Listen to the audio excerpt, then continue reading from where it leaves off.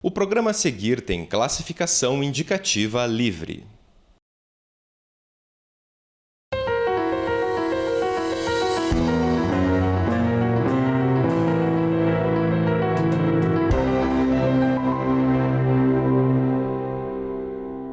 Olá! Em 53 anos de carreira como ator, ele esteve presente em mais de 50 novelas e minisséries da televisão brasileira, além de papéis importantes no cinema. Isso sem falar no teatro, onde tudo começou. Nos palcos, Emílio Pita já superou a marca das 70 peças, emocionando o público nos mais diferentes papéis. Ganhou também diversos prêmios. Uma trajetória na dramaturgia iniciada no norte paranaense. Nós vamos saber mais da história de Emílio Pita a partir de agora. Ele é convidado de hoje do Persona. Emílio, seja bem-vindo. Marco, prazerzão de estar aqui com você, né? De fazer esse registro, não é? É um trabalho danado, sabe esse? De correr pelos palcos do Brasil aí, levando um pouco de literatura, não só da nossa literatura local, como da literatura brasileira, como da literatura internacional. Principalmente o teatro alemão, que eu gosto muito, tá? E o teatro inglês, que eu gosto muito também. Então, essas experiências que eu, como ator, representei no palco, me parece que foram, assim, um trabalho bastante gratificante de levar um pouco mais de conhecimento para o nosso público. Disseminar a cultura. O público de teatro é uma elite. Uma elite. É quem dirige as coisas. E pensa pouco a cultura nossa. E a cultura é extremamente necessária, principalmente para quem dirige, quem administra, né, a sociedade. E pouco interesse é manifestado por estas pessoas, porque elas estão preocupadas em realizar negócios, grandes negócios, vultos, e construir obras, e fazer um monte de coisa, e esquece o homem.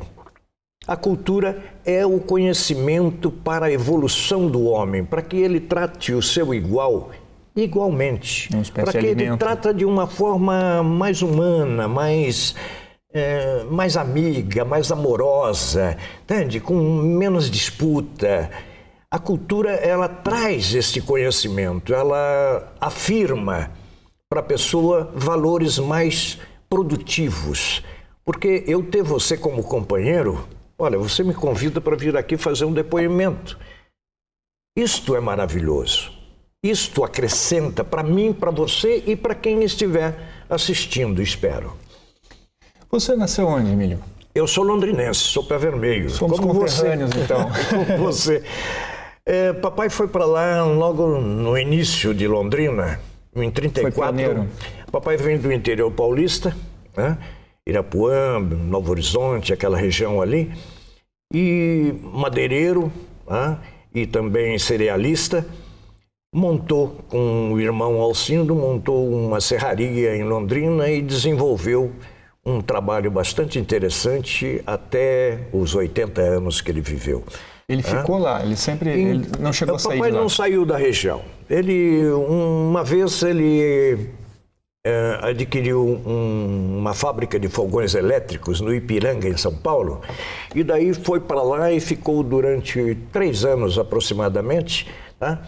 Mas logo surgiu o gás, e o gás acabou com o fogão elétrico, com os aparelhos elétricos. Acabando, ele voltou para o ramo dele, voltou para Sertanópolis, perto de Londrina, e ali gerenciou durante algum tempo uma madeireira muito grande, e depois adquiriu uma serraria em Santa Margarida, perto de Bela Vista do Paraíso, e ali ele desenvolveu, mas mantendo sempre o pezinho em Londrina. Tá? Papai tinha um depósito de material de construção em Londrina, ali na Vila Nova, e desenvolveu um trabalho. Papai é um pioneiro que merece, já foi reconhecido, está lá nas placas de metal que tem lá na concha acústica, tem umas placas de metal em homenagem aos pioneiros, e papai e a família dele, os Pita, estão lá registrados, ninguém tira. E você ficou até com que idade? Elas passou a infância lá? Eu fui até os meus 25 anos. Depois eu fui fazer uma aventura em Rondônia, que eu queria ser pioneiro, como meu pai. Foi desbravar por lá? Foi desbravar, fui lá para uma cidadezinha que hoje se chama Ji-Paraná e tem 180 mil habitantes. Eu fui para lá, chamava-se Vila de Rondônia e tinha 3 mil pessoas. Não era 180 mil, tinha 3 mil pessoas em toda a região ali, a 800 quilômetros de Cuiabá, 350 quilômetros de Porto Velho. Isso que ano?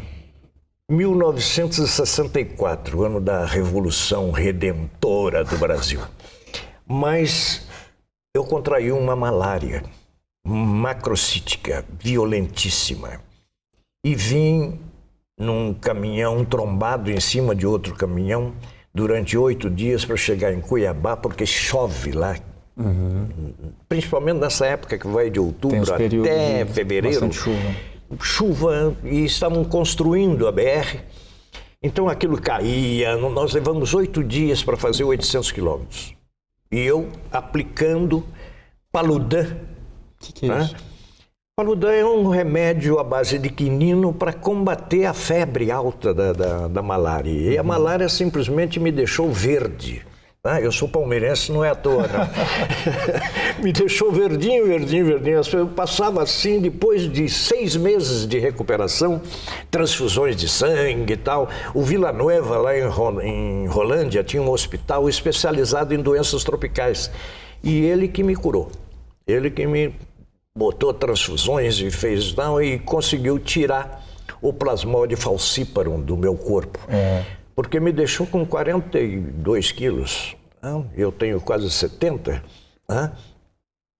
É quase a minha idade. 73. Então foi um período complicado. Recuperado da malária, que eu passava segurando, depois de 6 meses hospitalizado, ainda segurava no muro para andar. E verde, pálido, transparente. As pessoas perguntavam: o que é que você tem, Pita? Assim, estou com excesso de clorofila. Vou fazer a fotossíntese. Estou com excesso de clorofila. E lá ia. Mas eu me recuperei e tal, graças à mamãe, que a mamãe é a melhor cuidadora que tem, com o amor que ela tinha pelos 11 filhos. Nós somos em 11.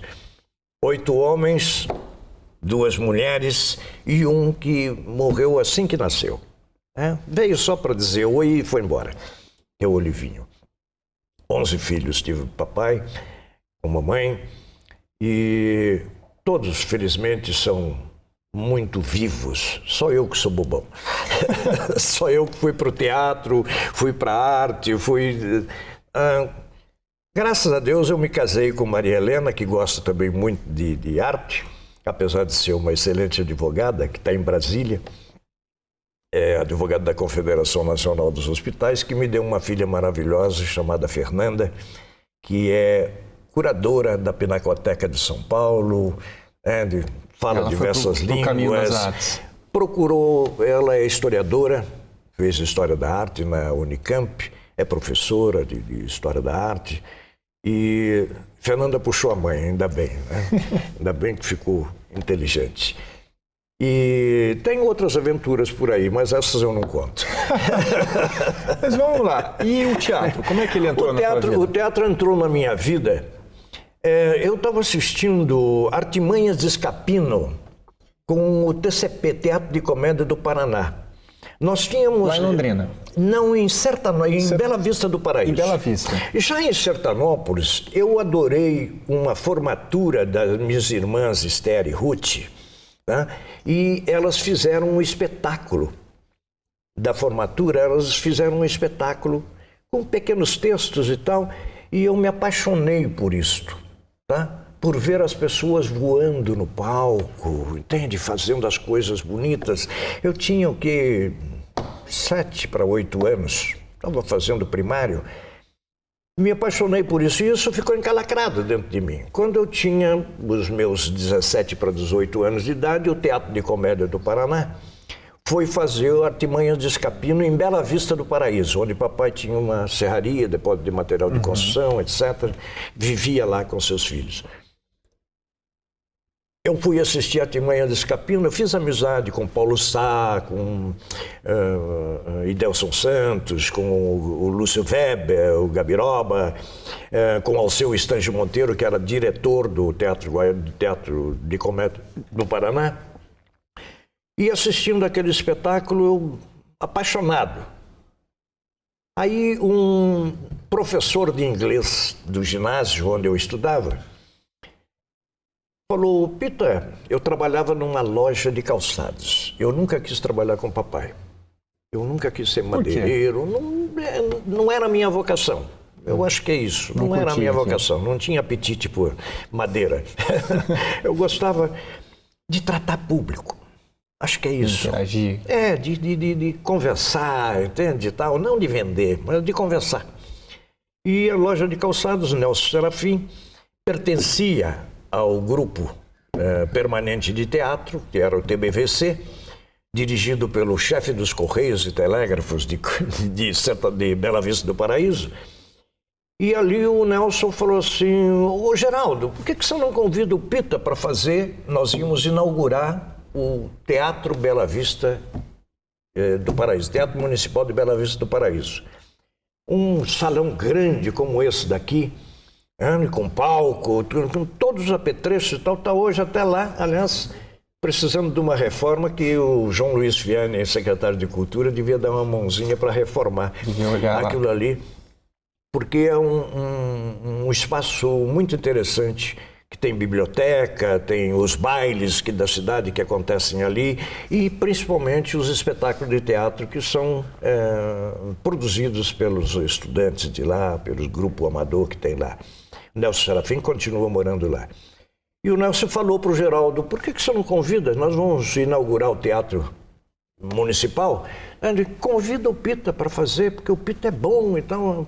Daí o Geraldo falou: Pita, eu quero você fazendo Chicó no Alto da Compadecida, do Ariano Suassuna. Nem sabia o que era isso. Juro que não sabia. Eu lia bastante, mas não sabia de teatro as coisas. Ele me deu o texto, eu dei uma olhada e tal, pai, já falei meio nordestino com ele e tal. Já entrou no personagem ali. É você. Fizemos, inauguramos o TBVC, o Teatro Bela Vista de Comédia, Teatro Municipal de lá, com o Alto da Compadecida e eu fazendo Chicó. Foi um desafio brilhante. Ele me convidou e era um grupo de teatro semiprofissional. Eles já tinham feito outros espetáculos em outros espaços, clube social e tal, e viajado com aquele grupo de teatro, mas eles não pagavam ator. Eu falei assim: eu não trabalho de graça. Me dá a revista Programa que eu vendo e dou uma parte para vocês e me pago. Me deu, eu vendi tudo, todas as páginas eu vendi e me paguei para fazer Chicó do Alto da Compadecida. De lá para cá eu falei assim: vou para Curitiba. Antes de ir para Curitiba eu tenho que aprender um pouco. Fui para Londrina, Voltou para a cidade. Voltei para Londrina, fiz lá uns testes numa distribuidora de produtos farmacêuticos e tal, viajei o Paraná com aquilo e tal, mas não me aproximei do teatro ainda, nem da TV, nada, que estava inaugurando a TV Coroados lá em Londrina. Que foi a primeira emissora do interior, né? 1965. Em 62, nós inauguramos o Teatro Bela Vista de Comédia. Eu fui depois para Rondônia, quando na volta me recuperei e tal, fiquei em Londrina daí. Em Londrina, eu falei: não é teatro não, é televisão. E tinha os meninos... De onde que veio essa percepção, essa ideia? Vendo a TV, vendo que era o palco do momento. Aqui em Curitiba tinha a TV Tupi, que fazia o Homem que Conta Histórias. Era montada pelo Basso, pelo Sival Martins, Odelair Rodrigues, Lala Schneider, aquele pessoal todo que estava aí. E lá em Londrina nós tínhamos o Homem que Conta Histórias. O Homem que Conta Histórias escolhia textos, o Diniz escolhia textos, e qual foi a minha satisfação em amizade com eles e tal, que eu procurei? Eu gerenciava nessa época a cobrança do Hermes Macedo. Ele me convidou para fazer Agatha Christie. Olha a ousadia. Na televisão. E lá fomos nós, testemunha de acusação, eu fazendo advogado de acusação. Você já conta essa história no próximo bloco. A gente vai fazer uma pausa e volta já. Fique com a gente.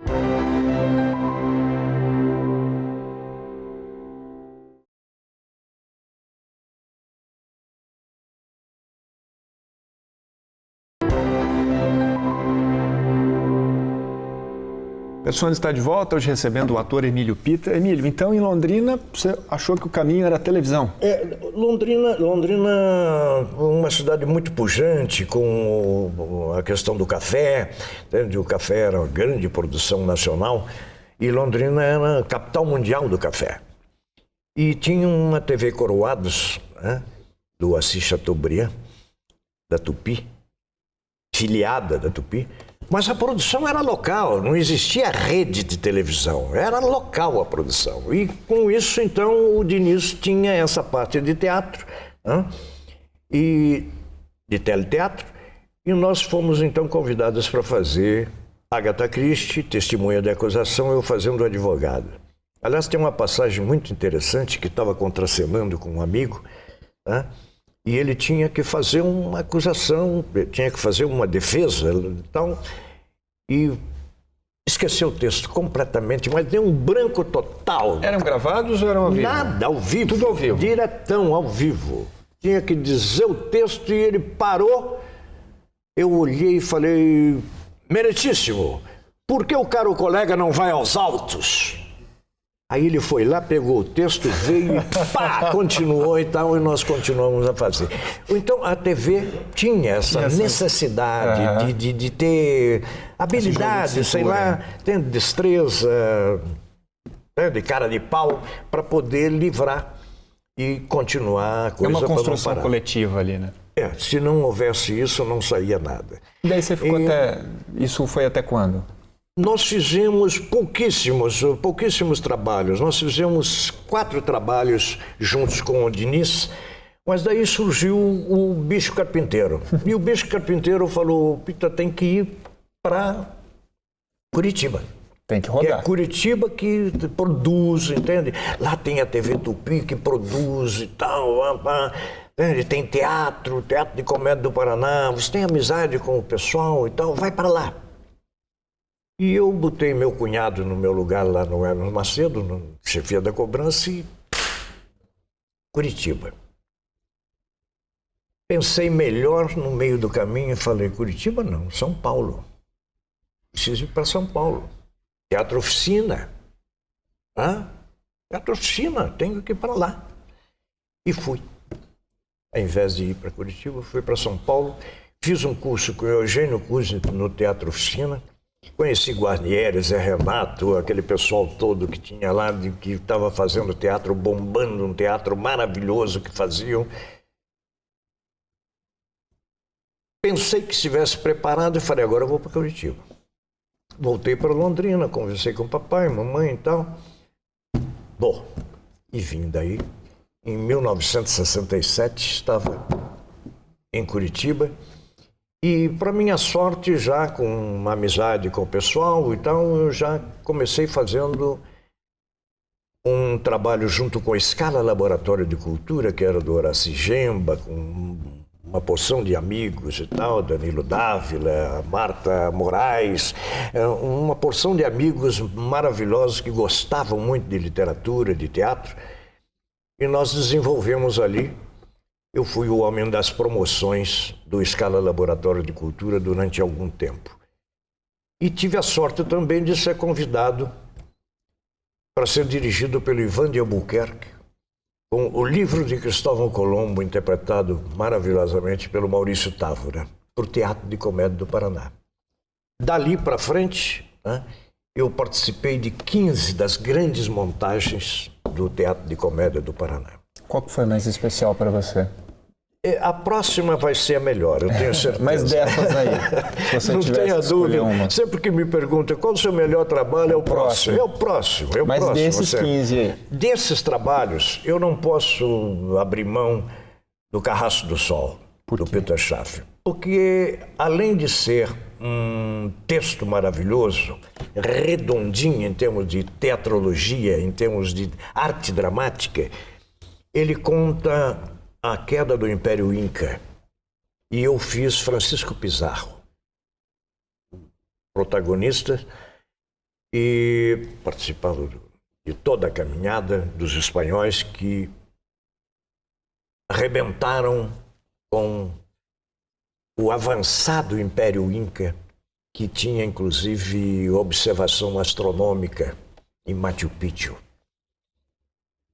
Infelizmente, os colonizadores não respeitaram o conhecimento dos nativos do grande continente sul-americano, nem norte-americano. Então, essa peça foi a mais Esta marcante para peça você. talvez Foi uma seja das assim mais a marcantes. peça de grande representatividade, de conhecimento, de evolução do homem, de observação da maldade humana, entende? Da ganância.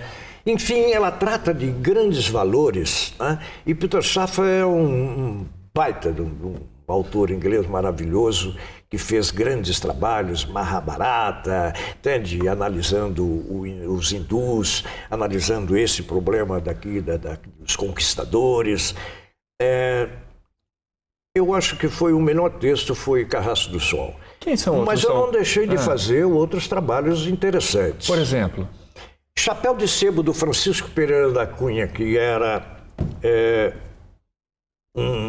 o Gemba tinha paixão pelo Francisco Pereira.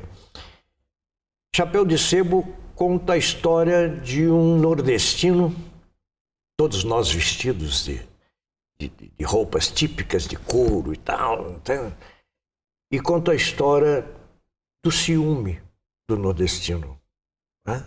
De que do forma? trabalho, da brutalidade, né? Da luta contra a seca e tudo mais, mas principalmente do sentimento do homem nordestino. Francisco Pereira consegue, em Chapéu de Sebo, né? Chapéu de sebo, né? Que é encebado, e passa sebo para conservar. Este foi vivido pelo Reinaldo Camargo. Reinaldo Camargo depois construiu a Audisson aqui, uma grande produtora de comerciais. Chapéu de Sebo é um exemplo da literatura teatral brasileira. É pouco montado, mas ele fala com profundidade. Benedito Rui Barbosa, da Globo, é um homem que trata isso. Dias Gomes tratava isso com grande habilidade. O problema do homem brasileiro. Os conflitos, a necessidade de superar a natureza, tudo isso está contido no Chapéu de Sebo. Mas eu fiz outros espetáculos bons, gostosos de fazer, como Eu Feuerbach, do Tancred Dorst. É um texto de um dos grandes dramaturgos alemães do momento, Tancred Dorst, autor de Merlin, autor de vários textos maravilhosos. Quais outros que você vale a admira? pena ir no teatro assistir um bom espetáculo. Quais outros autores que você admira? Ora, Shakespeare não pode ser deixado de lado nunca. Né? Eu acho que toda criança, todo adulto, todo jovem, né, deveria ter contato com os textos do Shakespeare. Você fez Shakespeare? Eu fiz algumas leituras de textos do Shakespeare com a Madalena Nicol, que era uma especialista, viveu em Londres, inclusive, e já fiz alguns recitais utilizando textos do Shakespeare.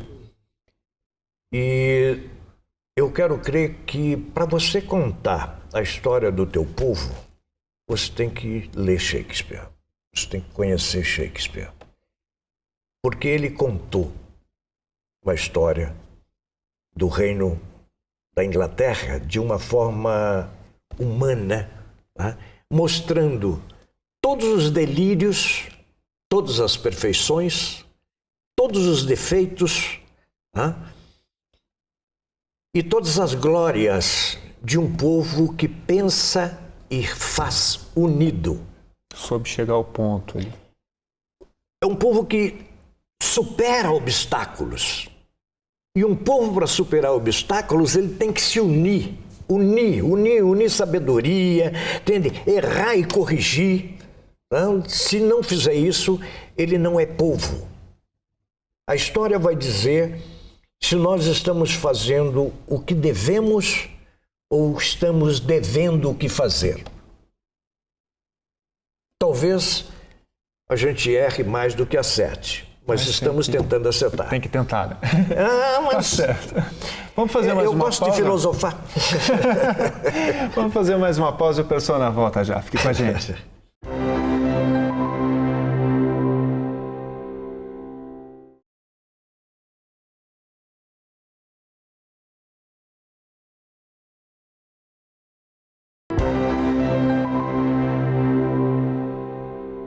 Estamos de volta. Hoje o Persona recebe o ator Emílio Pita. Emílio, e no cinema também tem uma trajetória longa aí. Mas a minha vida tem sido fazer teatro. Né? Eu tive uma família maravilhosa, né, que me deu a possibilidade de me dedicar ao teatro. A sua paixão. De certa forma, eu também fui um bom publicitário. Eu consegui realizar alguns trabalhos na área da publicidade, de comunicação, para o Instituto de Ensino Camões, para o Malucelli da Visconde, para a Dudone, para a Gazeta do Povo, para grandes empresas aqui do Paraná. Algumas já se foram, Hermes Macedo, Malucelli e tal, mas durante aquele período que eu estive, felizmente eu consegui dar vida, né?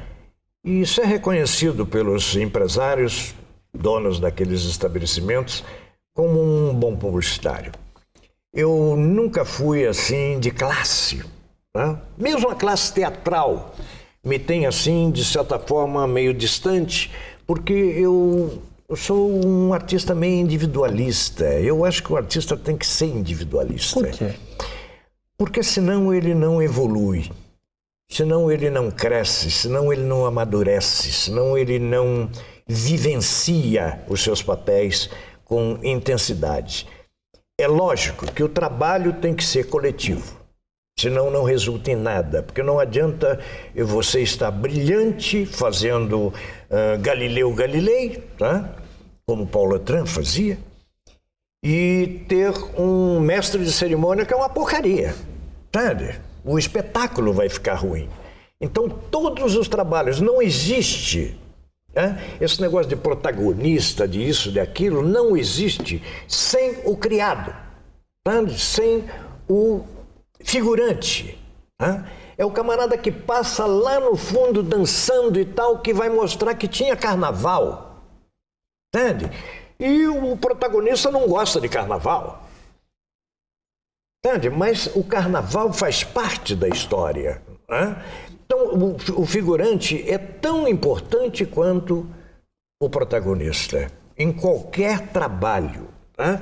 Não há cirurgião de cérebro que tenha sucesso se não tiver enfermeiros excelentes ao seu lado. Puxando, dando aparelhos, costurando, fazendo e tal. Não há. Então, é o trabalho, o resultado tem que ser coletivo.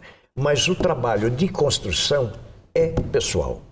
Às vezes um diretor diz, não está bom assim e tal, pá, entende? Faça desse jeito, você faz desse jeito. Não, volta a fazer daquele jeito que você estava fazendo, que é melhor. Então, você constrói. Esse Não adianta você chegar e dizer para o alfaiate que ele está costurando errado, tá?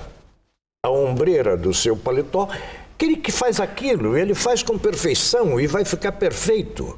Tá? Deixa ele fazer, deixa ele se concentrar no trabalho dele. Se errou, ele vai consertar. Tá? Você tem uma grande atuação, teatro, cinema, você já fez tudo. Tem um preferido? Tem algo que você gosta mais? Interpretar.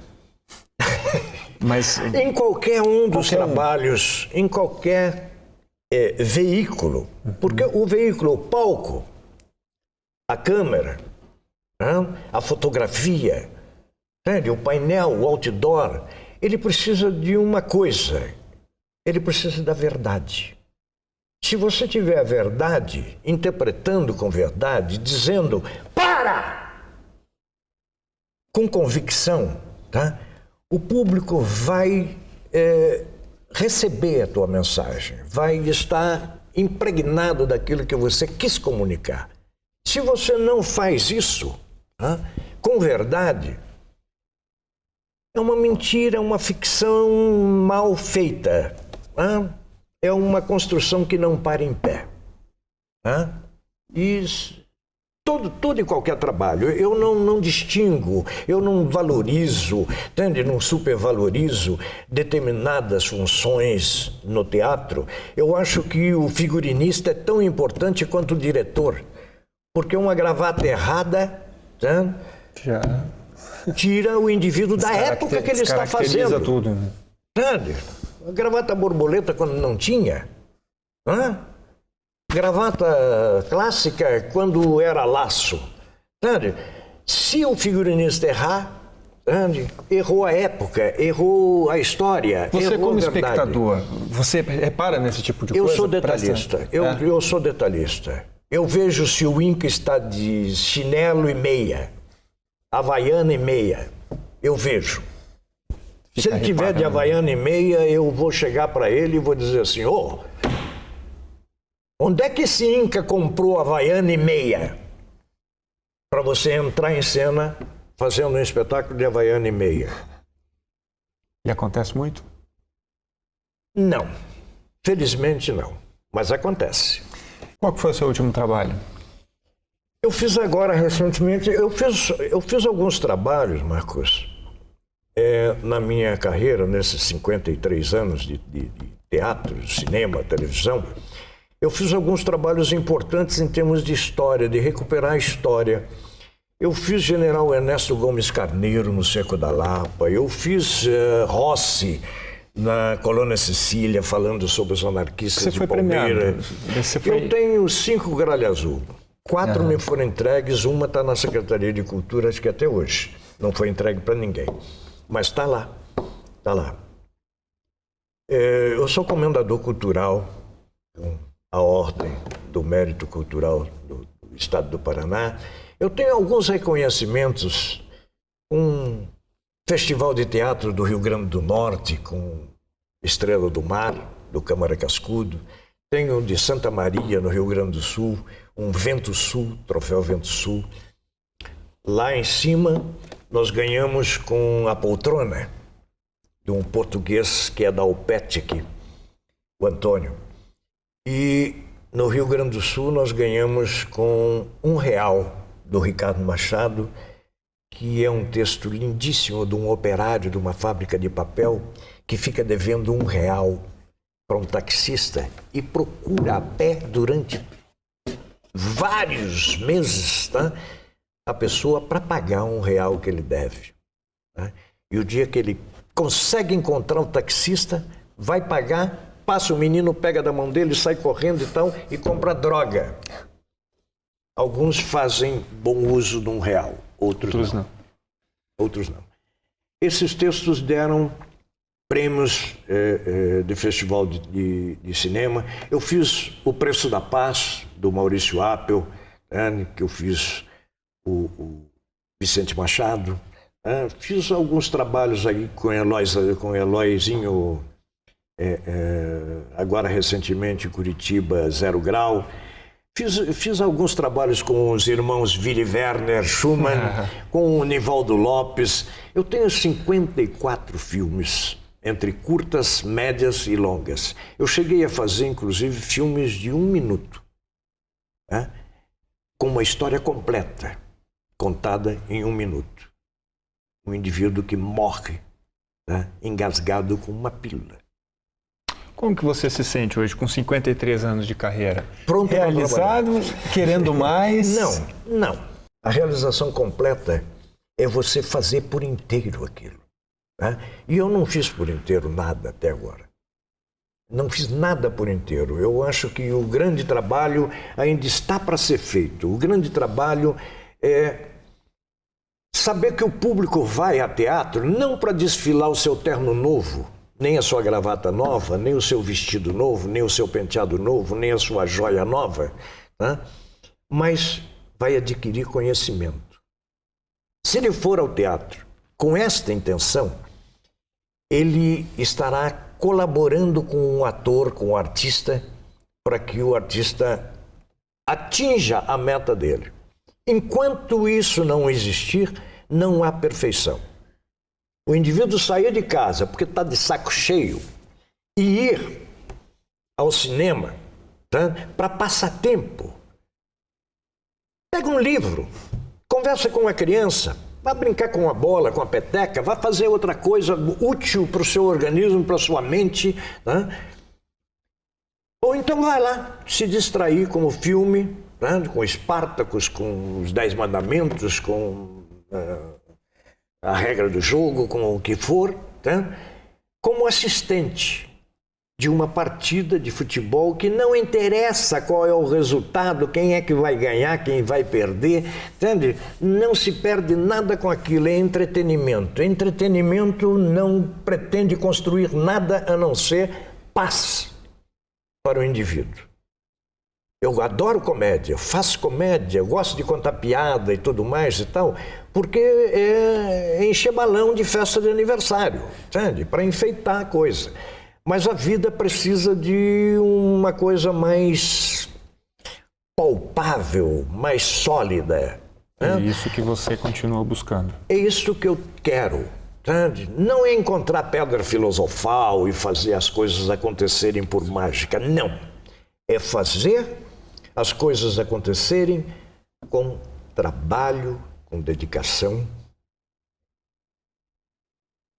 com afinco, com pureza, com habilidade e principalmente com amor. Se você fizer com amor, né, você faz um painel de trabalhos, né, que põe o teu nome em evidência só no jornal, na TV, entende? Mas que a pessoa que assistiu não vai guardar teu nome. Vai guardar o conteúdo daquilo que você transmitiu. Essa é minha procura, minha busca. Se eu conseguir, muito bem. Se eu não conseguir, parabéns, Marcos, que você entrevista as pessoas que estão fazendo. E é isso que interessa. Certo, gente. Infelizmente o programa vai chegando ao fim. Quero agradecer a presença do ator Emílio Pita. Emílio, obrigado pela sua presença aqui, por essas histórias.